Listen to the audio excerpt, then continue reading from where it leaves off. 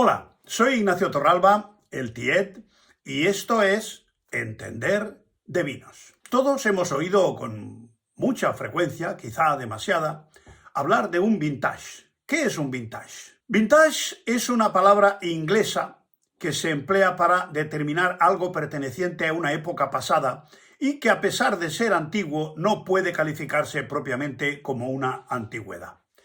En francés suelen emplear la palabra que ellos definen como milésime. La traducción al francés es ancien, antiguo. Parece ser que hay una traducción al español que significa año de cosecha. La palabra inglesa vintage, que en realidad se pronuncia vintage, designa a un vino de un determinado año que es destacable por su calidad. Tiene sentido referirse a un milésime cuando, como en el caso de los vinos de la Champaña francesa, la inmensa mayoría de ellos son mezclas de varias añadas, o sea, lo que aquí se suele llamar un CVC, coupage de varias cosechas.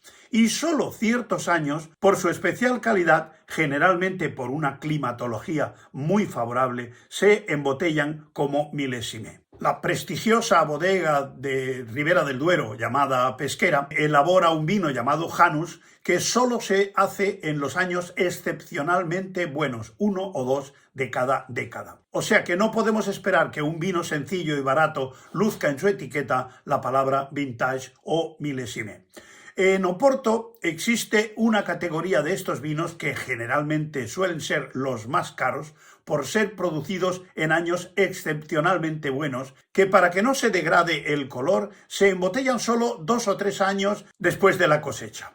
En el caso de los oportos significa literalmente añada. Generalmente suelen ser de diferentes viñas, aunque también hay los single quinta vintage, elaborados con uvas que proceden exclusivamente de la quinta mencionada. Esta expresión no indica una calidad superior al vintage, salvo en raras excepciones, sino todo lo contrario. Un concepto importante es la declaración si un año determinado se va a hacer como vintage y hay que declararlo. Es normal que se declaren 3 o 4 vintage por década. En las mejores añadas suelen declararlo la mayoría de las bodegas. Después de esos 2 o 3 años de crianza oxidativa, en los primeros 5 años en botella se mantiene la intensidad rubí de los colores originales, aromas exuberantes a frutos rojos y silvestres y el sabor de chocolate negro. Todo ello equilibrado por fuertes taninos que combinan muy bien con los postres de chocolate. Tras 10 años de crianza en botella, además de formar algo de sedimento, desarrolla tonos granate y alcanza una exquisita plenitud de aromas y sabores a frutas maduras. A medida que el vino se aproxima a su madurez, el color evoluciona hacia tonos ámbar, su fruta adquiere mayor sutileza y complejidad y acumula mayor sedimento, lo que hace imprescindible su decantación para consumirlo. Cuando un productor quiere declarar uno de sus vinos de Oporto como vintage, debe seguir un proceso muy estricto. Primero, tiene que enviar una muestra al Instituto do Vino de Oporto entre el 1 de enero y el 30 de septiembre del año siguiente al de la cosecha. Esta muestra debe ser probada por la Cámara de Catadores del Instituto do Viño de Oporto y el productor también tiene que declarar al instituto el stock de vino que desea declarar vintage y una vez aprobado, solo este volumen es el que se autorizará a embotellar. Tan pronto como se obtenga la aprobación del Instituto do Viño de Oporto, el productor puede embotellar el Porto Vintage hasta el 30 de junio del tercer año siguiente al de la cosecha. Una vez embotellado, cada botella será autenticada por un sello específico vendido por el instituto, certificando la calidad y el origen del vino. Los productores solo pueden vender sus portos vintage a partir del 1 de julio del segundo año después de la cosecha. Algunos amantes del vino de Oporto esperan pacientemente hasta su madurez, aunque cada vez son más los que prefieren probar los portos vintage en su juventud para acompañar toda la comida hasta el postre, y especialmente si se trata de postres de chocolate.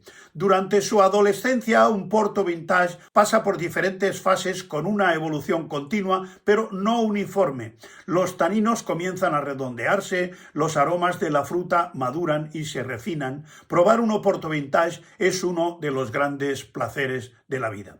Existe una tradición para el servicio de los porto vintage tintos. El anfitrión abre cuidadosamente la botella, muchas veces debido al larguísimo periodo que ha permanecido el vino embotellado, el corcho llega a degradarse de manera que es prácticamente imposible extraerlo en buenas condiciones, por lo que con mucha frecuencia hay que recurrir a unas pinzas incandescentes que cortan el cuello de la botella con el corcho incluido. Después de abierta la botella, se sirve y prueba el vino. Si su calidad lo convence, sirve al invitado de su derecha, luego pasa la botella al invitado de su izquierda, que repite la operación hasta que la botella haya pasado por todos los invitados y vuelve al anfitrión. Solo entonces, y después de un brindis o no, comienza la degustación del oporto vintage. Un porto vintage se debe servir ligeramente fresco, 14 o 15 grados, porque permite seguir su evolución en la copa a medida que aumenta la temperatura y sus aromas se van desarrollando. La cantidad de portos vintage no pasa del 2% de todos los oportos, o sea, es una cantidad realmente muy limitada.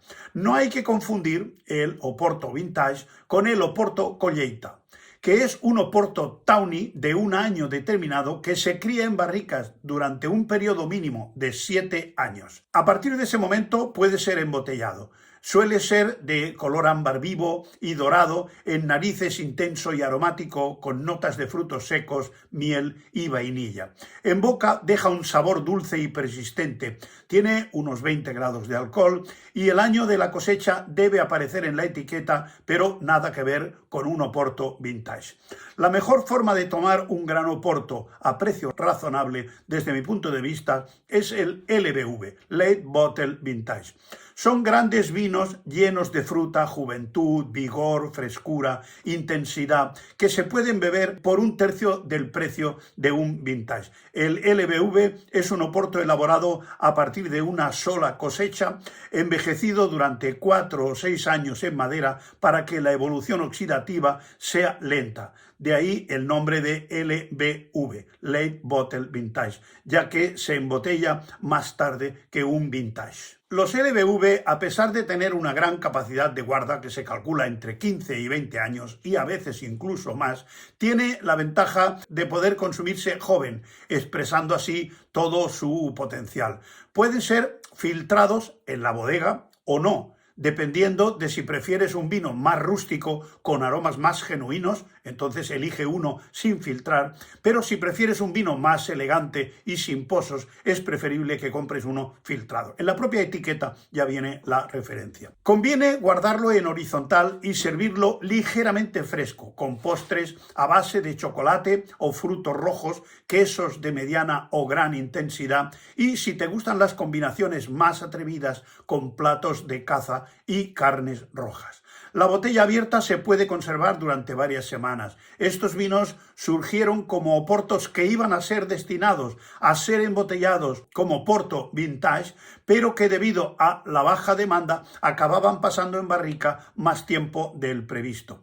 En la actualidad, el LBV se hace envejeciendo en barrica vinos de una sola cosecha durante 4 o 6 años. Posteriormente es embotellado y unas veces filtrado y otras no. Por relación calidad-precio os tengo que confesar que son mis oportos preferidos, porque saber lo que es un vintage también es entender de vinos. ¡Hasta otra!